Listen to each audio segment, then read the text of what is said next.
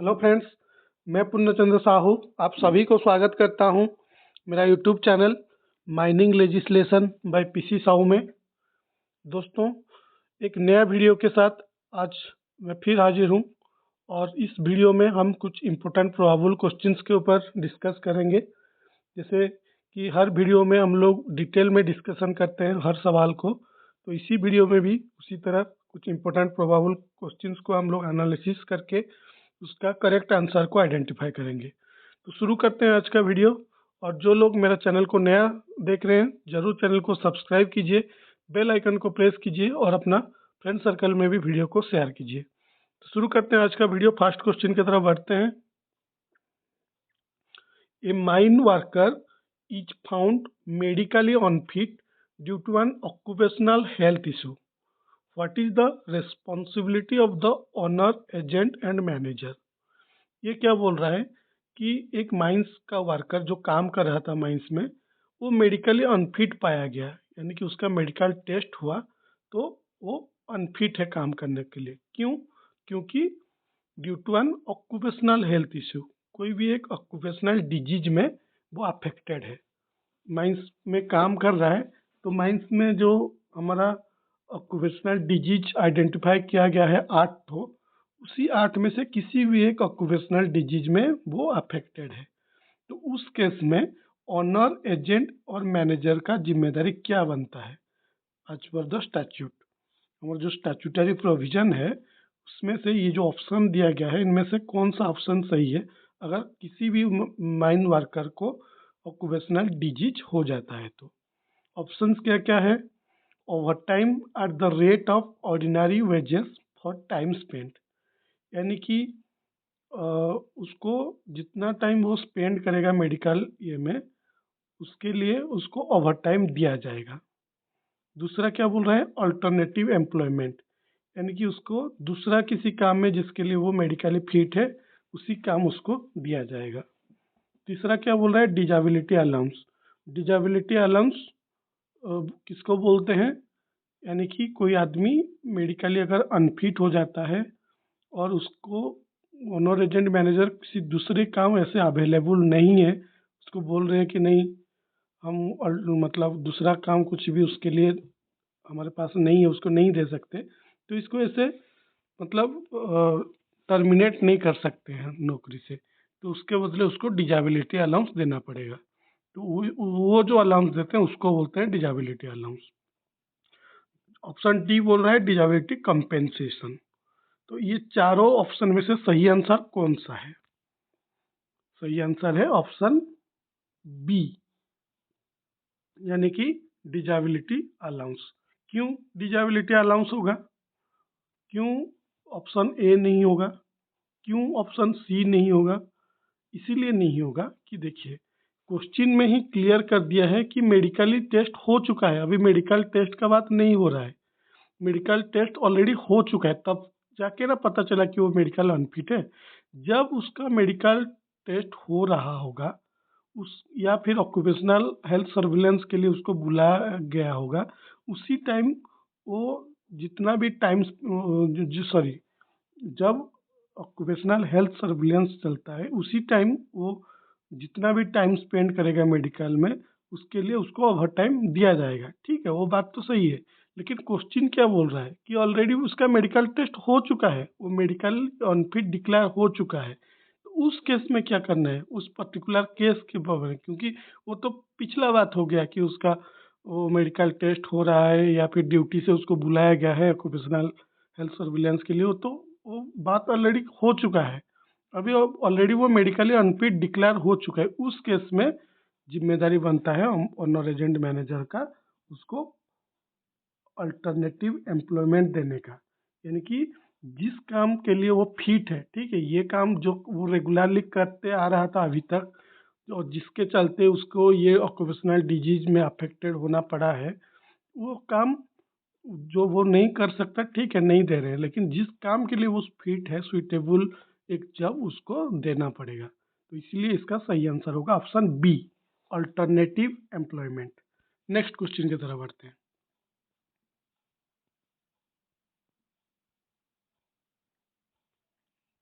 Next question,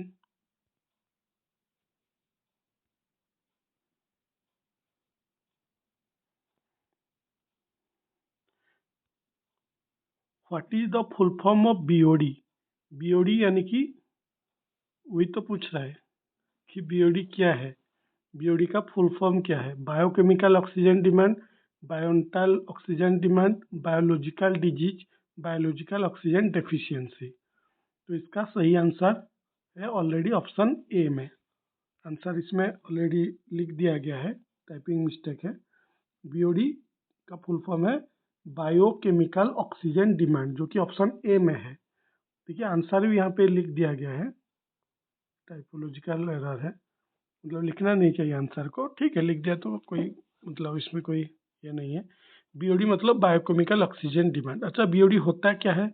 BOD ये होता है कि हम जो एसटीपी लगाते हैं, एसटीपी यानी कि स्वेज ट्रीटमेंट प्लांट, तो उसमें उसका जो 1 लीटर पानी में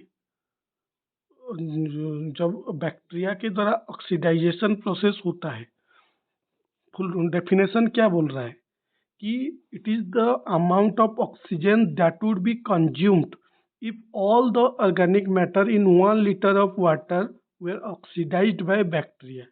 यानी कि जब 1 लीटर ऑफ वाटर हम मतलब उस एसटीपी का 1 लीटर ऑफ वाटर को जब बैक्टीरिया से ऑक्सीडाइज्ड करते हैं, तो जितना ऑक्सीजन कंजप्शन होता है 1 लीटर ऑफ वाटर को ऑक्सीडाइजेशन करने में, यानी कि बैक्टीरिया जब ऑक्सीडाइज करता है, बैक्टीरिया से ही ऑक्सीडाइजेशन होता है ना, तो जब वो ऑक्सीडेशन प्रोसेस में 1 लीटर ऑफ वाटर के लिए जितना ऑक्सीजन कंज्यूम्ड होता है ऑर्गेनिक मैटर को ऑक्सीडाइज करने के लिए, क्योंकि वो जो पानी के साथ बहुत सारा ऑर्गेनिक मैटर ऑलरेडी मिला हुआ है, इसीलिए ना हम उसको प्यूरिफिकेशन कर रहे हैं या सॉरी ट्रीटमेंट कर रहे हैं, क्योंकि उसमें ऑलरेडी ऑर्गेनिक मैटर बहुत सारा मिला हुआ है, उसको ही सेपरेट करना है। तो बैक्टीरिया ऑक्सीडाइजेशन करता है, उसी ऑर्गेनिक मैटर को ऑक्सीडाइज ही करता है।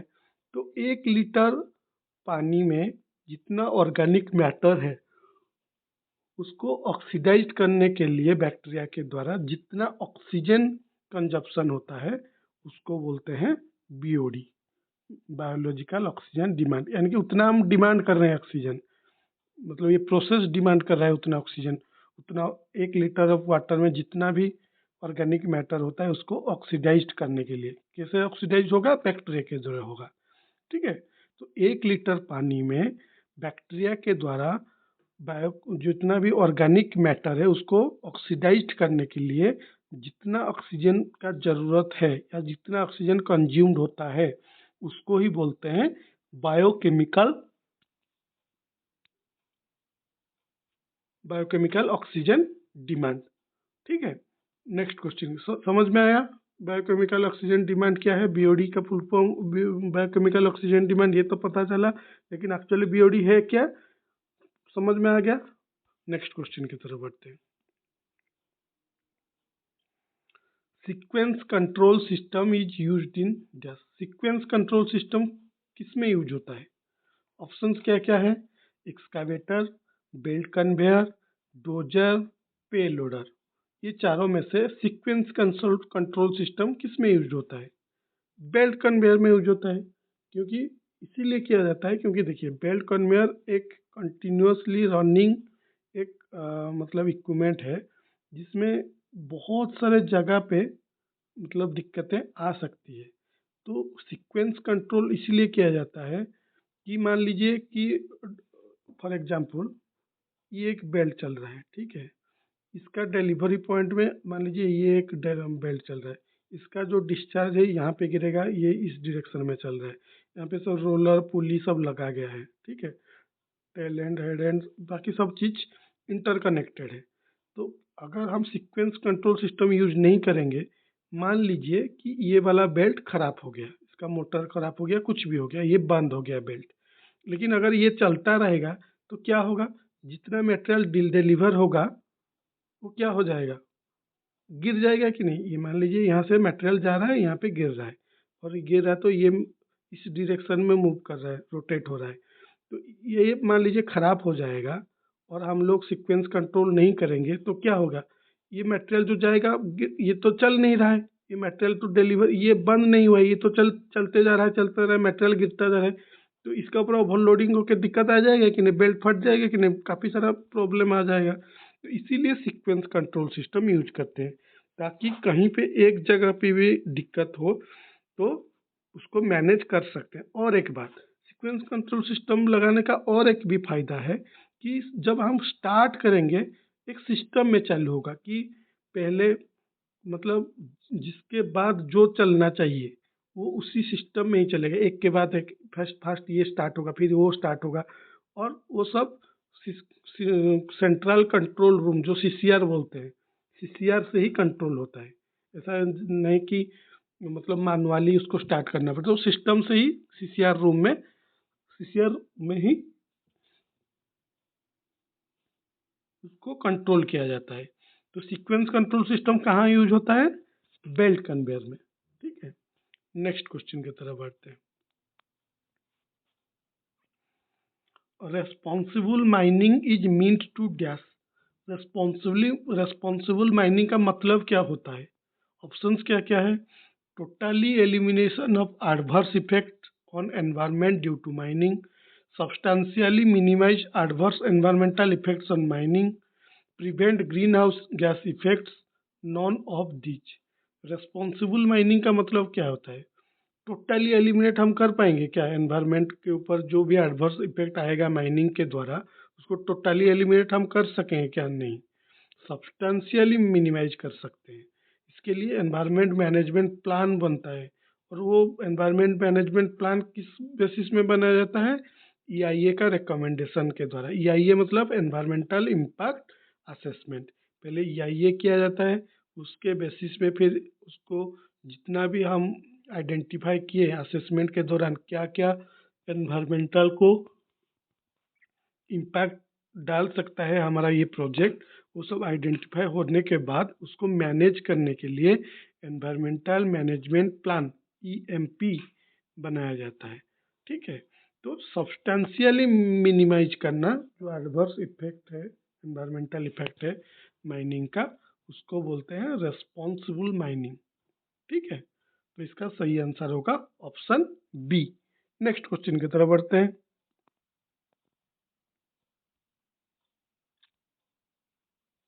In an opencast mine, the working height of the bench shall not exceed x meter and angle of slope shall not exceed y degrees from the horizontal.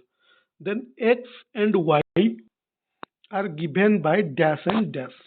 इस direct मतलब सवाल को मतलब confuse करने के लिए ऐसे एक्स वाई ये सब डाला गया है। ठीक है, नहीं तो ये डायरेक्ट क्वेश्चन है, रेगुलेशन 106 का एमएमआर का रेगुलेशन 106 में ये सब कंडीशन है।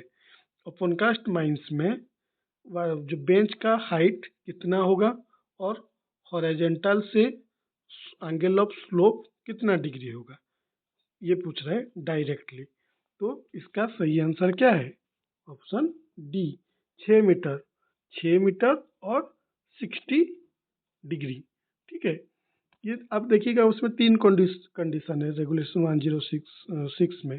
एलुवियल सोइल तो क्या होगा, हार्ड सरफेस होगा तो हार्ड स्ट्राटा होगा तो क्या होगा।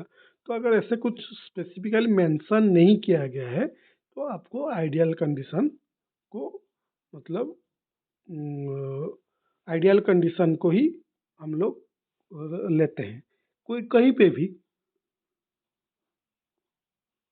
मान लीजिए दो तीन कंडीशन के लिए अलग अलग प्रोविजन है, लेकिन मान लीजिए सवाल में कुछ कंडीशन ही नहीं दिया है तो हम हमेशा आइडियल कंडीशन को ही मानते हैं कि अगर कुछ लिखा ही नहीं गया है तो आइडियल कंडीशन ही होगा। ऐसे ही उसको मतलब दिमाग में रख के आंसर दिया जाता है। ठीक है, तो इसलिए इसका सही आंसर ऑप्शन डी होगा, 6 मीटर एंड 60 डिग्री। ठीक है, नेक्स्ट क्वेश्चन की तरफ बढ़ते हैं। With the increase of depth, overall slope angle of the pit must dash। यानी कि डेप्थ अगर बढ़ता जाएगा तो overall slope, overall angle of slope में क्या मतलब फर्क आता है, ऑप्शंस क्या क्या है? Remains the same, increases, decreases, none of these. यानी कि डेप्थ बढ़ता जा रहा है। मान लीजिए अब अच्छा, ओवरऑल स्लोप एंगल तो जानते ही, काफ़ी बार हम लोग पहले भी डिस्कस कर चुके हैं। ओवरऑल स्लोप एंगल क्या होता है? ओवरऑल स्लोप एंगल होता है कि टॉप मोस्ट बेंच कौन सा है? ये वाला है। बॉटम मोस्ट बेंच कौन सा है? ये वाला है। मान लीजिए bench number 1, bench number 2, bench number 3। Top most bench हो गया 1, बॉटम मतलब नीचे, बॉटम मोस्ट बेंच हो गया बेंच नंबर 3। तो टॉप मोस्ट बेंच का क्रेस्ट, क्रेस्ट कौन सा है टॉप मोस्ट बेंच का? ये वाला है। बॉटम मोस्ट बेंच का टो कौन सा है? ये दोनों को ज्वाइन करने से जो लाइन बनता है हॉरिजॉन्टल के साथ, उसका जो डिग्री है उसको बोलते हैं angle of slope, overall angle of slope. यानी कि टॉप मोस्ट बेंच का क्रेस्ट, बॉटम मोस्ट बेंच का टो, ये जो इमेजिनरी लाइन इसको ज्वाइन करता है, वो लाइन हॉरिजॉन्टल के साथ जितना भी एंगल क्रिएट करता है उस एंगल को बोलते हैं ओवरऑल स्लोप एंगल। ठीक है। तो ये ओवरऑल स्लोप एंगल में क्या फर्क आएगा जब डेप्थ बढ़ेगा? मान लीजिए अभी पहले 3 बेंच था, अभी मान लीजिए कि 8-9 बेंच बन गए, क्योंकि डेप्थ बढ़ेगा तो बेंच बढ़ जाएगा। तो ओवरऑल स्लोप एंगल में क्या फर्क आएगा? ओवरऑल स्लोप एंगल डिक्रीज हो जाता है। डेप्थ बढ़ेगा तो ओवरऑल स्लोप एंगल डिक्रीज होगा। नहीं तो स्टेबिलिटी कैसे आएगा?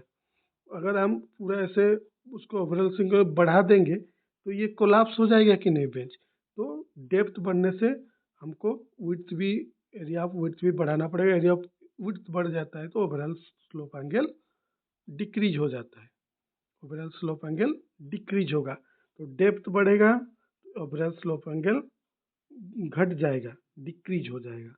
तो इसीलिए इसका सही आंसर होगा option C, decreases when depth of working increases, overall slope angle decreases. Okay, next question की तरफ बढ़ते हैं। A delay detonator has a delay element introduced between dash। एक डिले डिटोनेटर में डिले एलिमेंट कहाँ रहता है? ऑप्शंस क्या बोल रहा है? Priming charge and base charge, fuse head and priming charge, detonator fuse and fuse head, fuse head and nucleon block. तो इसका सही आंसर क्या है? ये तो डायरेक्ट क्वेश्चन है, बहुत ही बेसिक सवाल है। तो इसका सही आंसर क्या होगा? इसका सही मतलब अगर इस टाइप का सवाल आता है तो फिर तो मतलब जो लोग एग्जाम दे रहे हैं तो काफ़ी खुश होंगे, क्योंकि इस टाइप का सवाल आजकल फोरमैन मेट में सिर्फ 20% के आसपास आ रहा है, फिर इधर उधर का सब चीज़ डाल रहा है। ठीक है, वो भी मतलब हमारा सिलेबस का अंदर ही है। तो लेकिन इस टाइप का डायरेक्ट सवाल बहुत कम आते हैं, फिर जानना तो ज़रूरी है ना। किसी को तो हम बोल नहीं सकते कि ये नहीं आएगा करके। लेकिन ठीक है, प्राइम चार्ज क्या है, बेस चार्ज क्या है, एक्सप्लोसिव का प्रॉपर्टीज क्या है, इसके बाद वीओडी सब एक्सप्लोसिव का, ये सब कॉमन हो चुका है। ठीक है, तो इस टाइप का क्वेश्चन का मतलब ये नहीं है कि इसको पढ़ना नहीं है, क्योंकि कौन बोल सकता है कि ये क्वेश्चन नहीं आएगा करके। तो इस सब चीज़ को भी हमको एक बार रिमाइंड कर देना है। ठीक है, तो जैसे जानते हैं डिले डिटोनेटर में डिले एलिमेंट कहाँ इंट्रोड्यूस होता है? Fuse head and priming charge के बेस। तो prime charge, base charge, PET and pentaerythritol tetranitrate, ये सब तो काफ़ी बार हम लोग डिस्कस कर चुके हैं अलग अलग वीडियो में। तो डिले एलिमेंट कहाँ इंट्रोड्यूस होता है? Fuse head and priming charge के बीच में। ठीक है, नेक्स्ट क्वेश्चन की तरफ बढ़ते हैं। During shovel operation, angle between boom axis and horizontal line is maintained at dash। Shovel का ऑपरेशन के दौरान जो बूम एक्सिस रहता है, सोवेल का जो बूम है उसका एक्सिस एंड हॉरिजॉन्टल के बीच में कितना एंगल मेंटेन किया जाता है? ऑप्शन क्या है? 30 डिग्री, 60 डिग्री, 45 डिग्री, 90 डिग्री। तो इसका सही आंसर क्या है? 45 डिग्री, ऑप्शन सी। ये भी मतलब